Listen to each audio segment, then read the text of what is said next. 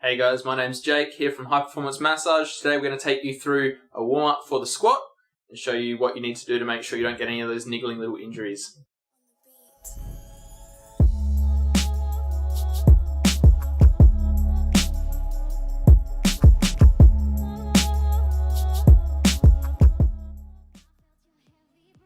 Alright guys, first off let's drop down into the squat position. One hand on one knee, the other hand on the other foot. We're just going to push that knee laterally to open up the hips, free up the adductors a little bit, and also mobilize that joint capsule. This is going to help you get down into those deep positions through the squat to really get the most out of it. Alright guys, next up we have the internal rotation. So we're just going to internally rotate our leg, place your foot slightly outside of shoulder width apart, bring your knee down towards the ground, and you're going to feel a little bit of tightness pulling down as you get towards the bottom. Just go to your own range of movement. If you do feel that tightness come on, just stop there and come back up. This is going to free up that hip even more, and internal rotation is one of the movements that will cause a little bit of impingement in the hip going through the squat. Next up we have the hip flexor stretch. So very common, most people probably know this one. Hop down into the lunge position, drive your hip forward, tensing the glute. As you tense that glute, you will feel more of a stretch come on across the front of the hip. This is perfect, exactly what we want. So we're going to go for 30 seconds each side. So there's three main muscles that we are looking to stretch in this position. Number one, the psoas, one that most people probably aren't too familiar with, but it does play an absolute vital role in our squats. Next up we have the rectus femoris. It's known as the main driver. And third we have the TFL, or tensor fasciae latae, which is one of the hip flexor muscles but also controls hip abduction. So moving away from the hips now, we are going to go into some thoracic mobility. So here we are going to do the cat-cow. So to start off, we are going to put our wrists underneath our shoulders and our knees underneath our hips. So visualize pushing your middle back up towards the ceiling. As you look underneath, you'll see I'm tucking my chin in there. And as we come back the opposite way, we are trying to touch our rib cage to the floor while maintaining straight arms and straight legs. As we're pushing up, we are taking a deep breath in. As we're pushing down, we are exhaling and breathing out. So we're going to go through this movement 10 times.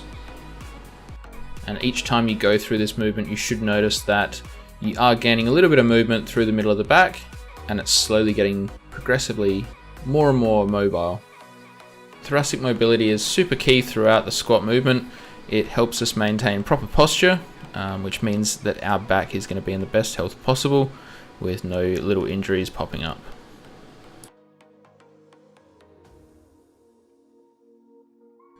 Next on our list is ankle mobility. So really key, most people would know that. If your ankles aren't working properly, chances are the rest of your body isn't either. So for this particular exercise, we are going down into the lunge position, leaning forward. And as you can see, I have my hand down around my calf. You'll see I'm actually twisting the outside of the calf, twisting it in. What I'm actually doing there is I'm twisting the fibula and releasing it from the knee joint, which gives us just that little bit more range of movement to move around and free up some of the fascia down around the ankle. So we're not holding this for any specific amount of time, we're just trying to get some movement through the ankle so that it frees it up and allows us to get that knee right over the toes for maximum dorsiflexion. You'll see that I did spend a bit more time on the right hand side. Typically my right hand ankle is a little bit tighter, but make this suit yourself. If your left hand side is tighter, spend more time there. You should feel a nice stretch through the Achilles with this one. If you're getting that, it's perfect. Next on the list, guys, we have the hamstring stretch and nerve floss. So in behind the knee we have a nerve, or our sciatic nerve, that runs down our leg.